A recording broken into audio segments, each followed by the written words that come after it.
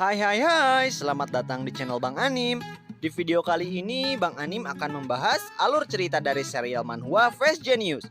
Tapi sebelum itu buat kalian yang belum join ke channel ini, jangan lupa buat di subscribe dan nyalakan lonceng notifikasinya supaya Bang Anim semangat bikin kontennya.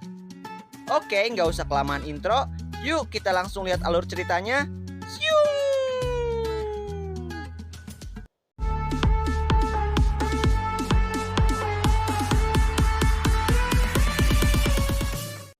Tiba-tiba saja ponsel Jiwong berdering.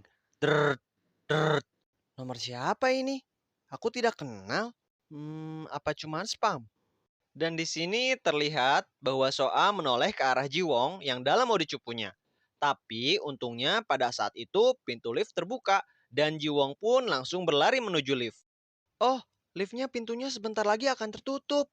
Tunggu sebentar. Teleponnya sudah terputus saat aku naik lift. Tapi tenang aja, kalau itu telepon penting, mungkin dia akan telepon lagi, ucap Jiwong. Lalu kita diperlihatkan Soa yang saat itu masih mencoba menghubungi Jiwong. Kok nggak diangkat sih? Apa dia masih tidur? Ya udah deh, aku coba mengirim pesan padanya, ucap Soa. Kemudian, Soa pun mencoba mengirim pesan pada Jiwong dan rupanya di sini Soa hendak menanyakan ruangan dari Kicul yang sedang dirawat. Sin pun berpindah kembali memperlihatkan Jiwong yang saat itu sudah mendapatkan pesan dari Soa. Ini pesan dari Soa teman sekelasku. Ada apa ya? Oh, jadi dia menanyakan kamar Kicul. Jiwong pun hendak membalas pesan dari Soa. Dan di sini terlihat Jiwong yang sudah sampai di kantin rumah sakit dan hendak mengantri makanan untuk sarapan paginya. Halo Koki, tolong beri saya banyak potongan daging baba ya. Potongan daging baba yang sangat lezat ya, ucap Jiwong. Maaf, aku memberi potongan daging ke semua orang secara merata ya. Oke, selanjutnya, ucap Koki. Di sini Jiwong bingung apa yang terjadi dengan si Koki yang selama ini baik padanya. Apa yang terjadi dengan dia? Biasanya aku diberikan banyak potongan daging, meskipun aku tidak meminta lebih. Bahkan Koki ini sama sekali tidak menyapa aku hari ini. Sangat aneh sekali, pikir Jiwong. Kemudian Sin pun diperlihatkan dengan cerita di mana Jiwong sudah beres menyantap makanannya dan akan menuju tempat ibunya. Ah, kenyang sekali. Potongan dagingnya sangat lezat. Rasanya aku ingin makan lebih banyak walaupun tidak seenak masakan buatan ibuku, ucap Jiwong. Dan kita pun diperlihatkan Jiwong yang saat ini sudah berada di ruangan ibunya. Sambil menatapi ibunya, dia pun berpikir, apakah aku dapat menyembuhkan penyakit ibuku setelah aku naik level kemarin? Tapi entah kenapa sejak aku bangun, mataku terasa bengkak. Sebenarnya apa yang terjadi dengan mataku? Mungkin sebaiknya aku mandi dulu deh, pikir Jiwong. Jiwong pun langsung pergi ke kamar mandi agar dia segar kembali. Namun tiba-tiba saja Jiwong sangat kaget saat melihat wajahnya di cermin.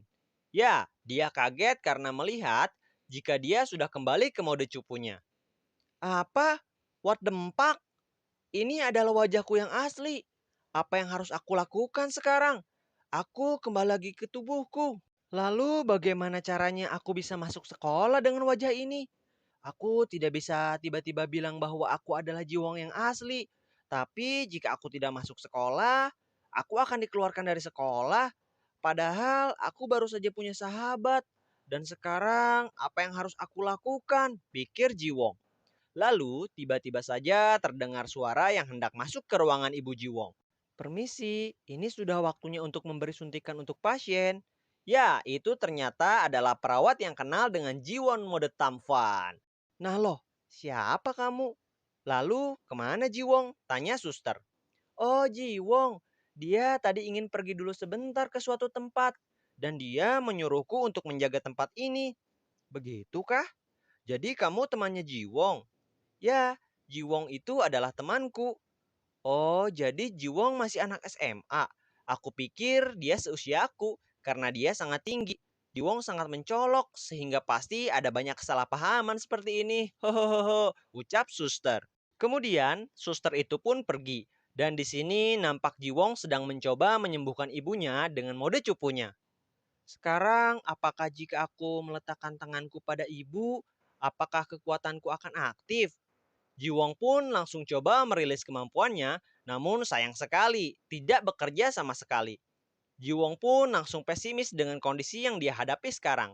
Aku tidak bisa melihat dengan baik saat berada di tubuh asliku. Pakaian ini pun terasa sangat besar untukku. Lalu koki di kantin pun langsung berubah sikap. Bahkan perawat tadi pun sangat cuek padaku.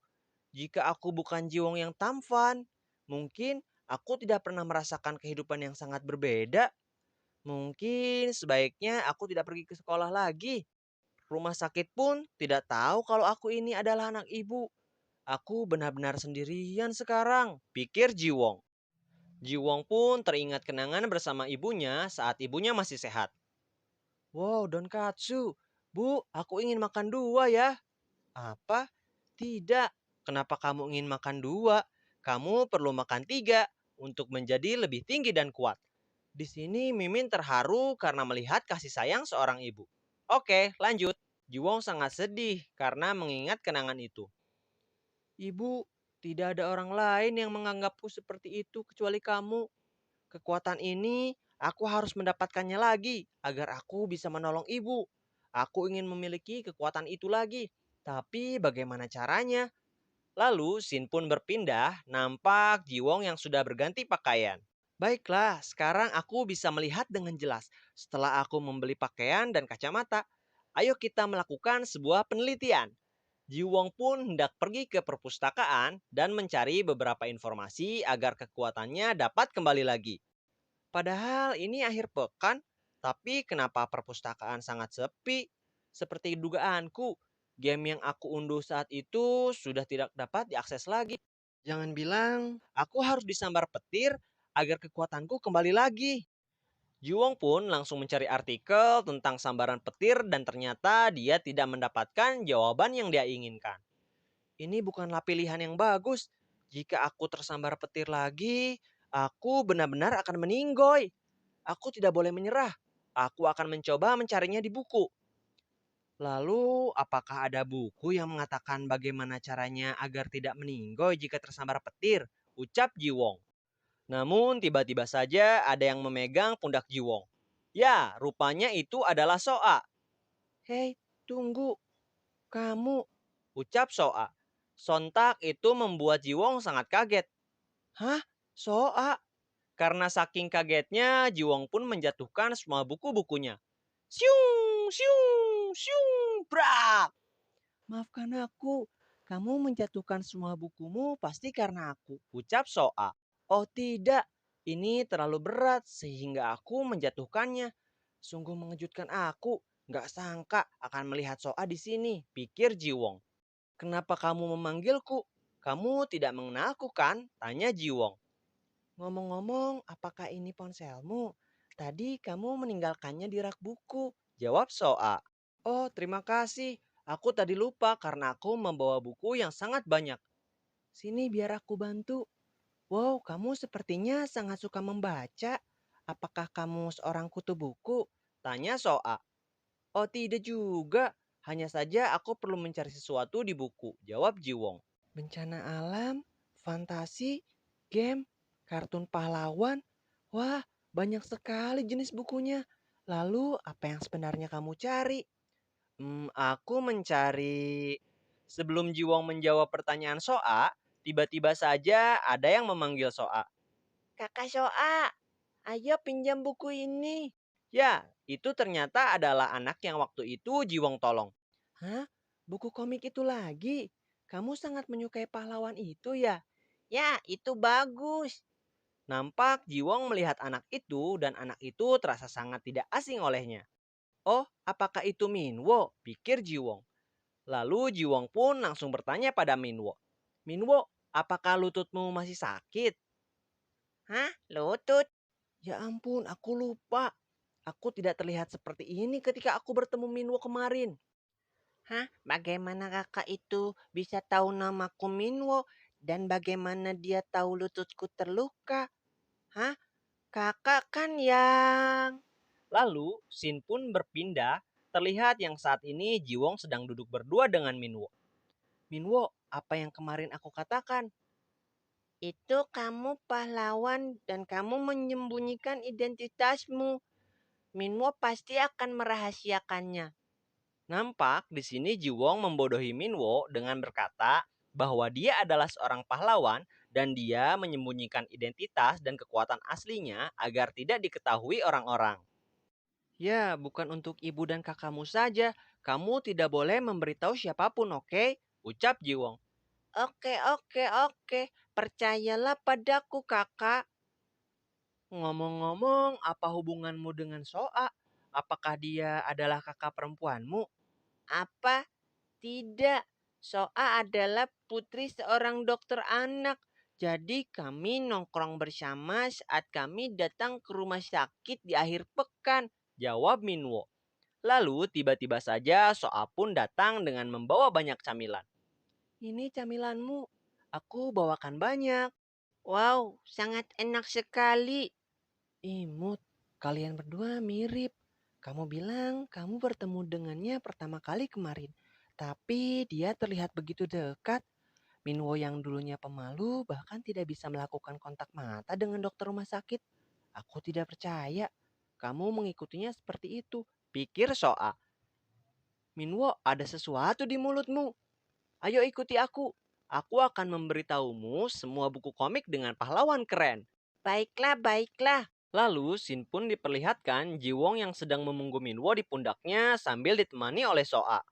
Kamu bisa mencapainya sekarang bukan? Sekarang keluarkan bukunya. Ya, ya. Ucap Jiwong dan juga Minwo. Di sini Soa yang melihat itu nampak kagum dengan sifat dari Jiwong. Jadi karena itu Minwo menyukainya. Dia sangat lembut dan baik hati. Minwo, Jiwong, dan Soa pun sekarang sedang membaca buku. Terlihat Soa di sini sangat heran dengan buku-buku yang dibawa Jiwong. Sangat banyak sekali bukunya. Apa kamu bisa membaca semuanya hari ini? Aku saja hanya bisa membaca 5 buku dalam sehari. Tanya Soa.